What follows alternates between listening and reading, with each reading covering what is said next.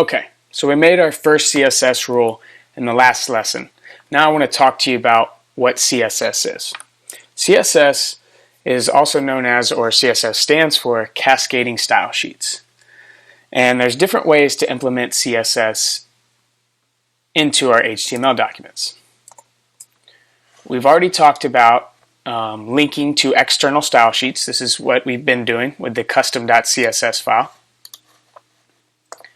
And then the other way, so let's go ahead and I'm going to do,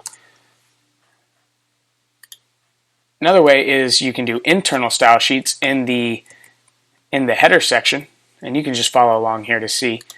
So we can do style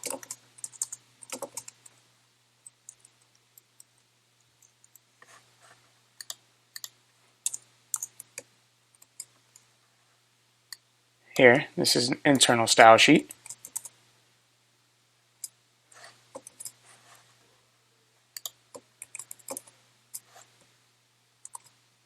You'll also see the text align centered there.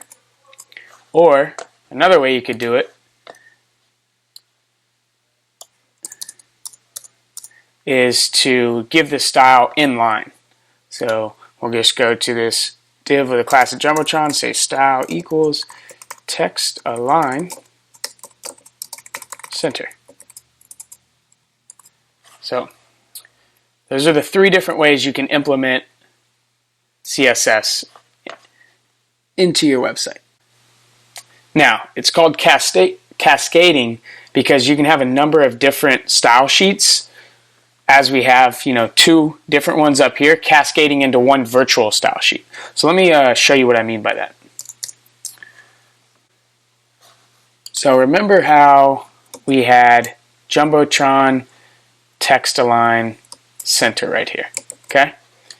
Now I want to give all font in Jumbotron a color of, actually this will be easier represented. So we have this button here. We have a button large with a font size of 18 pixels, and that's in the Bootstrap document. So we have the Bootstrap document, and we have our custom.css document here. So I'm going to create a button large class, and I'm going to give it a font size of 24 pixels. Okay? So it's currently 18 pixels. Now I want to change it to 24. See how it got bigger? And now that 18's marked out, and now it's 24 pixels. Alright. So this right here is saying 18 pixels. This is saying 24 pixels. Now, what if we created this style sheet? No, get out of there. We don't want that margin bottom there. So we want to do dot button LG. We want to give it font size 36 pixels. Now save it. You come over here, it's gotten even bigger, 36 pixels. So it's cascading down, and this is saying button large should be 18 pixels, so it has that as a rule. Goes through that document. Oh, then it goes to the custom CSS document saying it should be 24 pixels. So now, at this point, button large 24 pixels, and then it comes to our internal style sheet and says 36 pixels. So let me show you something. Right here, remember, this style sheet has it as 24 pixels. And currently, it's 36. So save that. Now it's back down to 24 pixels. So whatever it reads through last, because it's cascading, is what is the final CSS rule that stands in place. Alright, so let's put this back. And actually, you can see now why we can overwrite rules and that Bootstrap has pre-done for us in their CSS documents. So I think actually we want this font size here for button large to be 36 pixels. So we're going to take this out.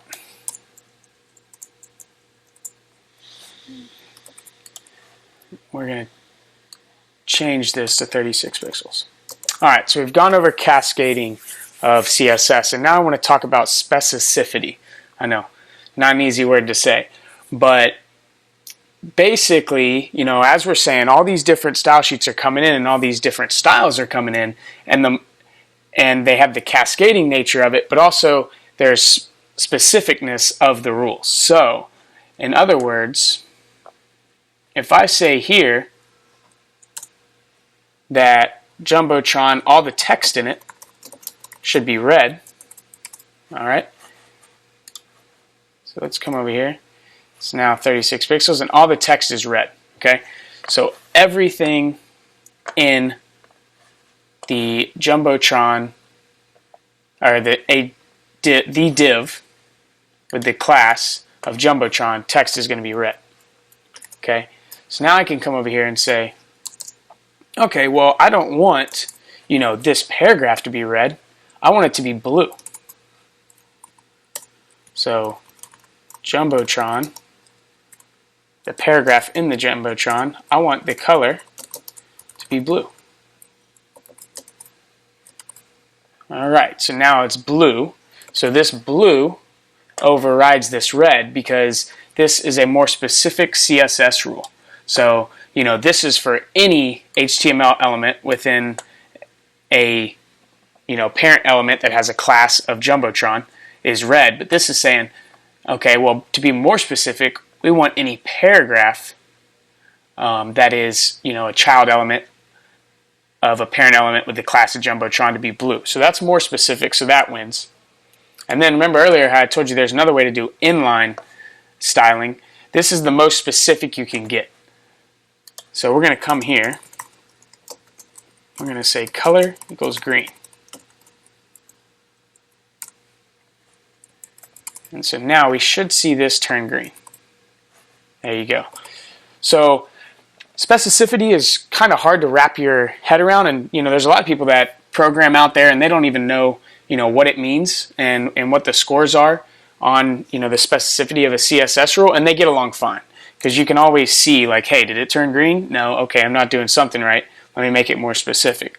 But this gets you a starting point to see, you know, the more specific you make a rule, the higher priority it's going to have. So you understand a lot more CSS than most people do that build websites right now.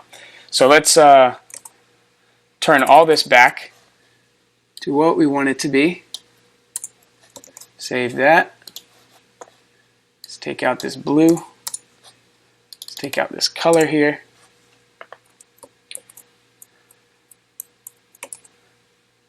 And everything should be back to where we have it. Awesome.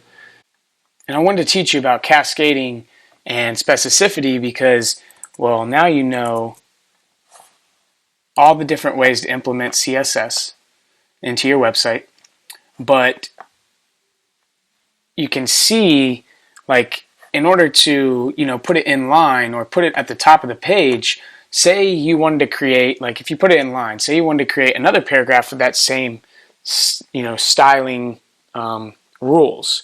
Well, you'd have to, you know, then copy those styling rules, the CSS rules, into the next paragraph. Or say you wanted to create a new document, you know, link to another document in the website.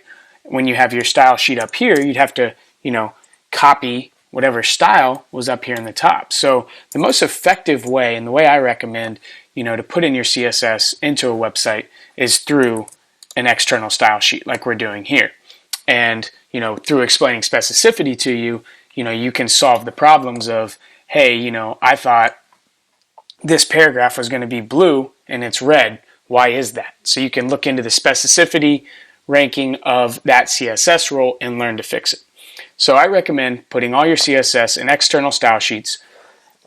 As your site gets more complex and you want to make, you know, one major change or one minor change, say, you know, you had all your style here in the different paragraph tags, the different H2 tags, and you wanted to make one change and make the text just a little bit bigger.